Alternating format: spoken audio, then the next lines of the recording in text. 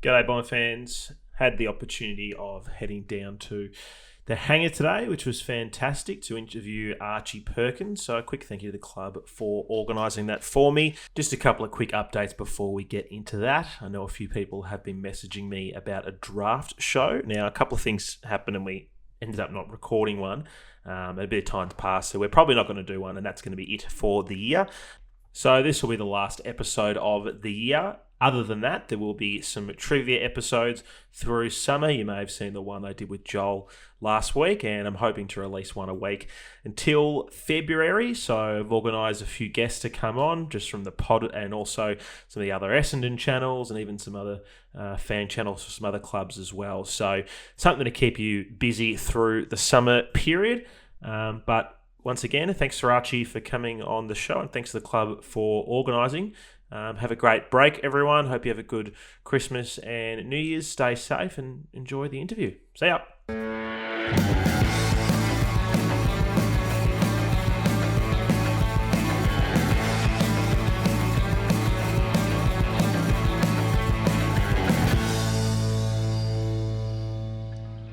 Welcome back, everybody. Great to have you for another episode of The Sash. This time coming to you from the hangar in Tullamarine, and I'm very excited to welcome our next guest, number 16 for Essendon, Archie Perkins. Welcome, mate. Good to be here. Arch, fourth preseason. How are you feeling? How are you feeling about it all? I'm very optimistic and positive about the season ahead.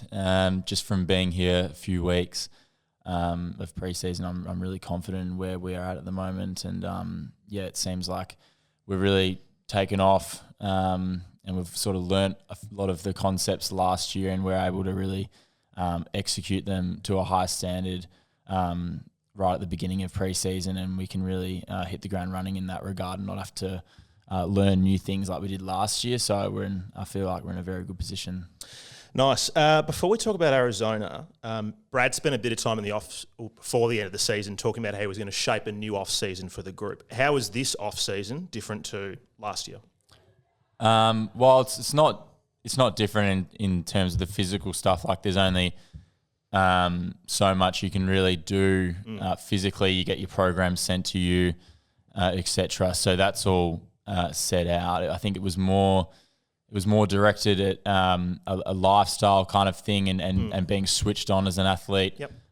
Throughout the whole year. You don't obviously you get time to switch off and you enjoy your off season, but you should be constantly thinking about, ways to improve and be a better player for Essendon. And the trip was an example of that, of taking an initiative like that as a player driven training experience. So that's a solid example, I think, of that focus to really start. Well, not that we weren't living professional athlete lives, but really hone in on that and start thinking about that in your day-to-day life and little things like that. Yeah. Cool.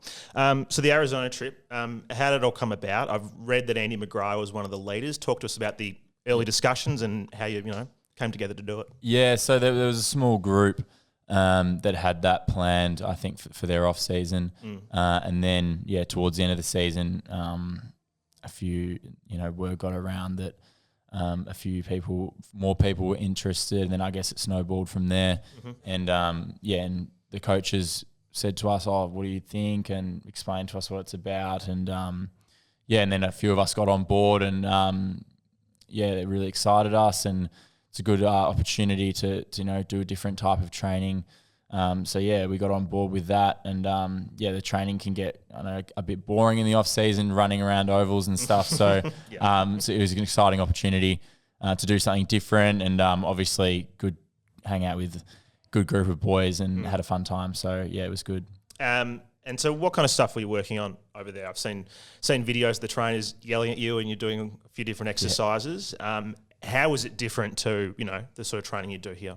Yeah, so training here when you're in your programs is very aerobic based, like a lot of longer distance runnings, fartleks and, repeat sprints of 200, 300 meters. So it's all longer stuff. The Exos in Arizona was predominantly or pretty much all of it was focused on really high intensity speed and change of direction, agility work, and when you do that training to that high of an intensity, you do less of it. So you do a few efforts, really high intensity, have a minute or two off of nothing, then do it again. And it's just training that really high intensity effort. So that's what it was all about. So I think it was good to do that for a couple of weeks. And then a few of the boys were like, I'm going to be so unfit when I get back.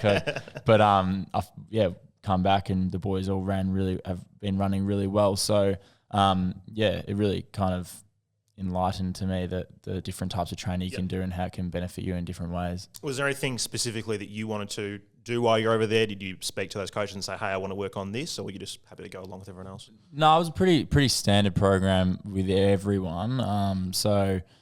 We all did the same stuff. So, all of it I found really relatable and really beneficial for me as a player, Being in America, do you follow any of their sports? Are there any American athletes you idolise across any of the big codes over there? Yeah, I loosely follow the basketball more. Tune in when the playoffs start. But we went to some American footy games, and that's something I did for about a week or two after. Kept a bit of an eye on.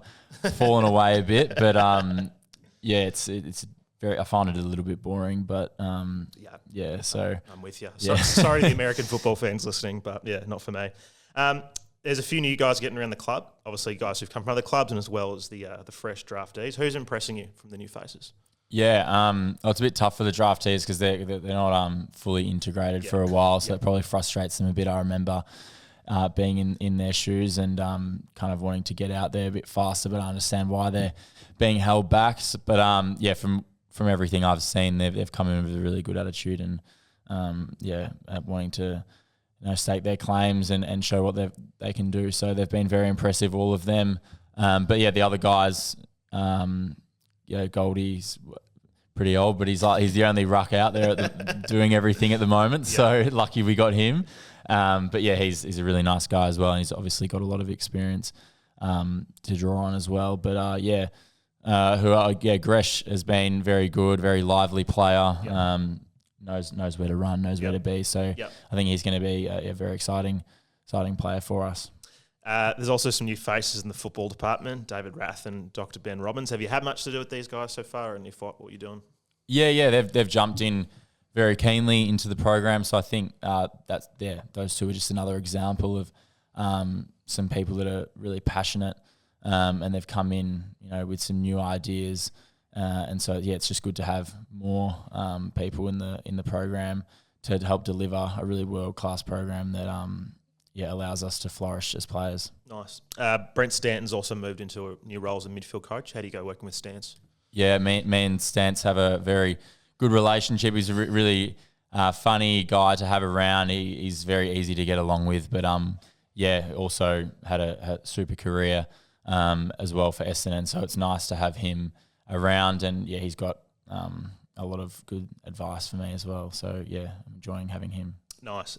Looking back to last season, as the season grew on, you started to spend a bit more time in the midfield, more time at the centre bounce. How do you find playing there as opposed to that, forward role where you press up? Where do you like to be? Yeah, I like being anywhere on the field, really. I don't mind. I just like playing footy, so I'm not too fussed where I am. But, certainly the difference is of the midfield is nice because you're around the ball a lot more and you feel more involved in the game and you get more opportunities just by being in that position. So the forward line can be quite challenging at times, and sort of transitioning between playing that forward line role and midfield role, it's completely different in your running patterns, and sometimes it can be quite challenging. As a forward, you're kind of running away from the ball the whole time, and in the midfield you need to be running to it. So it can be tough to transition between the two. But I think for going forward, if I have a really strong preseason, which I think I'm going to, with the fitness base I've built up and just continuity in sessions, I'll have the ability to be able to do both to a really high level. So it was good to get some exposure last year into the midfield and sort of learn a few things and also discover some stuff that I really want to work on as well. So it was nice to get that. But I think, I can have high impact in both areas. What do you see your future being? If you'll get the crystal ball out, let's say 5 years from now, do you see yourself more as a midfielder, more as a half forward? Where do you think you're going to be? As I said before, I don't think it's ever going to be one or the other. I think if I'm get to where I want to get to, I'll be able to be a high impact player in both areas of the ground and be a real challenge for defenders if I'm in the forward line, but also a really impactful player through the middle of the ground as well. Nice. During last season, you matched up on some of the absolute A-grade midfielders, the comp, whether it be Cripps, Dangerfield, Jordan Dawson, just to name a few. What do you learn from playing on guys like that? Yeah, it was more because our other midfielders are, they're very agile. Not that I'm not agile, but they're all you're a bit taller than out some of after them. the ball and a bit taller. So it was more of a stoppage thing Yep. about quelling their influence around the stoppages and giving them sort of something to think about, and put a bit of body onto them at stoppages. So that's something that as a whole midfield group, but me take a lot of pride in is being quite aggressive around the stoppage and bumping into your opponent. So then those players you mentioned that's a strong point of their game. So it was good to be able to go head to head with them, and I think I did quite well. And it also gave me a bit of confidence that if I'm on other players that I can exert some of that physical dominance over them. So it was good. Now there are obvious team goals for next year, but what are your individual goals? What would you like to achieve personally? Yeah, I think I've built up a good, solid foundation over the last few years, and I think I'm very clear now on where my improvement lies and where that's going to come from. So I think, I've been pretty happy with where I've got to so far, but there's many more levels I think that I can uncover in my game. So I think I've got a lot of scope, and I think that the main thing would be just to increase my stock performance each game another level or two, so I'm becoming a really high consistent performer for the team week in, week out that all my teammates can rely on to perform and do my job. So that's it. Nice. Who are your mentors around the club? Obviously there's plenty of leaders in the coaching group, but amongst the playing group, who are the guys that you learn the most from? All the coaches are really good. So Daniel Jan Syracuse is midfield coach. He's been super helpful for me. He's very, we're both on the same page about where my improvement lies. So he's really good at delivering that feedback to me. But then, you don't have to look too far out on the training track and in games. Zach and Darcy, they're, our highest performers for a lot of the weeks of the season, and they're also the high performers out on the training track as well. So there's no secret as to why they are such high performers for us. So that's something that I've been trying to emulate into my training as well. Nice. What do you think your biggest strength is in your game at the moment? What's the one thing you're like, I'm good at doing that? I think just my ability to win contests, no matter where the ball is. I think one-on-one in the air, on the ground, I don't think I lose too many. So that ability to be able to win the ball in contests for us and deliver it forward is my biggest strength. And what about the area you need to improve on? You said you and Gia were on the same page with what needs to improve. What is that? Yeah, I think in and around the ball, and once I've got the ball, I don't have, I let my instincts take over from there. So that's never been too much of a issue for me. It's more about my reaction times off ball to put myself in a position where I can impact the game. So working on that reaction times in offense and defense is something that, I'm really honing in on this preseason. Nice. Do you have any leadership aspirations? You're obviously still a very young player, but, down the line, later career, do you want to be a leader? Do you want to be a captain one day? Is that something you'd like to do? Certainly down the track, that is something I envisage I could do. I think I see the game quite well and can set an example here at Essendon down the line, but I don't think and go, I want to be captain or vice captain, whatever. I think if I stick to performing well and being a nice person around the club, that those things will just follow and become more evident as the years go on. Nice. We'll wrap up with some rapid fire questions, mate, just to finish off. Favourite interstate ground to play at? I'd say the Adelaide Oval. What's your least favourite interstate ground to play at? The Gabba, because we've been pantsed every time we go up there, and it's always so greasy. But so definitely the Gabba. You're not alone. Not alone. What do you have to do to get on Lavs Gaming? I'm not a gamer, so I'm. But yeah, but you will never see me on there. Okay, good to know. Who's the next breakout star at Essendon? You can say yourself if you want. Oh, I think there's a few players lined up for that, but I'll give a shout out to my mate Hobbsy. He's looking very good. So yeah, keep an eye on him this year. Who is your top artist on your Spotify Wrapped? No lies, please.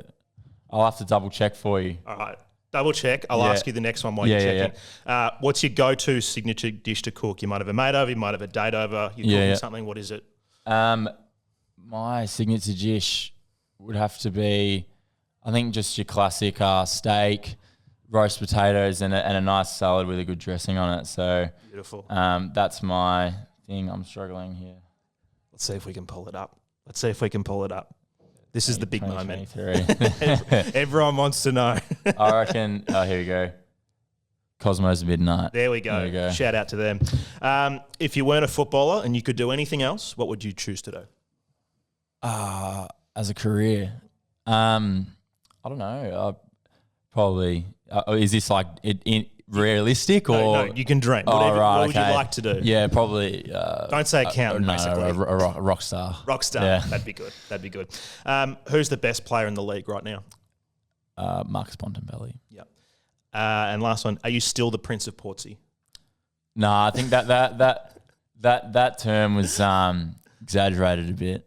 But no, don't get down there as much these days. Fair enough. Actually, one extra one. Are you going to bring the long hair back? As a fellow now, the long hair. I was actually thinking about this the other day. Yeah. I think, in pre-season footy, it's easy to keep it short, but there might be a little bit more length, but definitely it will never go back to that. I can't believe. Sometimes I look back at photos and I'm like, I don't know why my family, friends let me have that. I think it was because at school we had to have it short, and then as soon as I finished school, I was like, well, I'm going to make the most for a year, and then realised it actually doesn't look that good. So, yeah. Fair enough. Well, I liked it, mate. Archie, very generous with your time. Thank you for coming on, and best of luck for next year. Thank you. Cheers for having me.